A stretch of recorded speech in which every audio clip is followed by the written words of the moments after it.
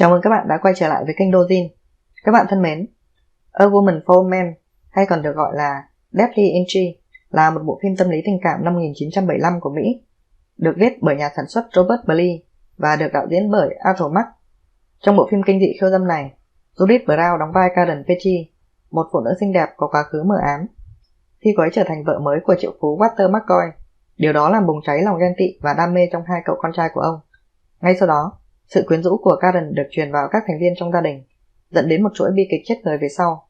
Bộ phim có sự tham gia của các diễn viên Judith Brown, Andrew Robinson, Keenan Wynn, Peter Houghton, Louis Ho và Alex Rocco. Sau đây chúng ta cùng tìm hiểu cốt truyện của bộ phim. Nhân vật chính của bộ phim là Karen Petty, do Judith Brown thủ vai. Một cô gái trẻ đến từ Vegas với một quá khứ đáng ngờ. Cô kết hôn với Walter McCoy, một triệu phú già độc đoán và cáu kỉnh. Ông trùm một công ty xây dựng khổng lồ. Sau đó họ lái xe về nhà ông ta để gặp cô con gái trưởng thành Cynthia và hai đứa con trai của ông, Steve và Paul. Karen hóa ra là một gái điếm cao cấp ở Las Vegas, người không bao giờ yêu Walter và kết hôn với anh ta chỉ vì anh ta giàu có. Không cần phải nói, cả Paul và Cynthia đều nghi ngờ rằng Karen không khác gì ngoài một người đào mỏ. Và giờ họ cảm thấy bị đe dọa bởi ảnh hưởng của cô ấy với Walter và tác động có thể xảy ra với quyền thừa kế của họ. Steve mặt khác bị thu hút bởi Karen và phát hiện ra rằng Karen cũng bị thu hút bởi anh ta.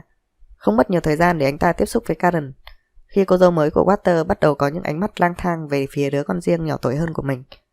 Cuối cùng, họ có một mối quan hệ ngoại tình, đe dọa tất cả mọi thứ.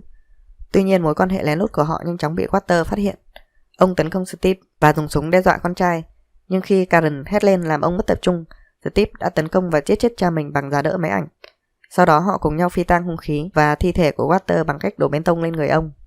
Sau khi tuyên bố Walter mất tích và được cho là đã tự sát, Karen và Steve tự do qua lại với nhau và âm mưu chiếm đoạt càng nhiều tài sản của Walter càng tốt.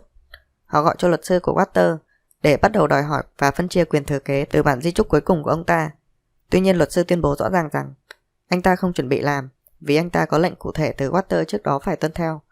Ngoài ra âm mưu của Karen và Steve còn vướng phải những trở ngại và ngăn chặn bởi người quản gia trung thành của Walter, Sarah, và một cảnh sát đang điều tra vụ mất tích của Walter. Phần kết của bộ phim, cả Karen và Steve đều đã phải trả giá bằng mạng sống cho những âm mưu và tham vọng của họ. Là một bộ phim kinh dị về những âm mưu và sự đồi bại, A Woman for Men mô tả cuộc xung đột nóng bỏng giữa các thành viên của gia đình McCoy trong cuộc chạy đua giành tình yêu và quyền thừa kế. Gia đình McCoy sở hữu một công ty xây dựng khổng lồ. Họ có nhiều dự án lớn và vận hành các trung tâm công nghiệp lớn trong và xung quanh California. Họ lái những chiếc xe đắt tiền nhất, sống trong một ngôi nhà sang trọng trên một tài sản lớn.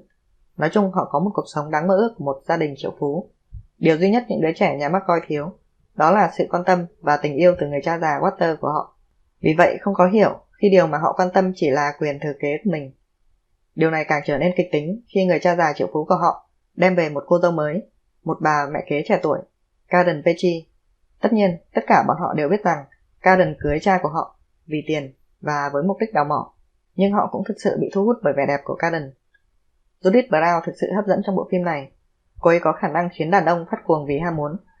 Ngoài ra, dàn diễn viên nữ còn lại cũng đều rất ổn, bao gồm Louis Ho trong vai quản gia gia đình, Sarah, một người có vẻ đẹp, dịu dàng ở tuổi trung niên, Patty Bowden trong vai cô con gái tuổi teen Cynthia, với một vẻ mặt tròn trịa nhưng có chút gì đó bí ẩn và rùng rợn.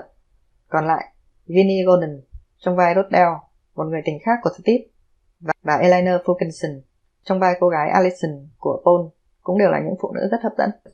Các màn trình diễn được diễn xuất tốt, với cốt truyện có một số khúc quanh thú vị.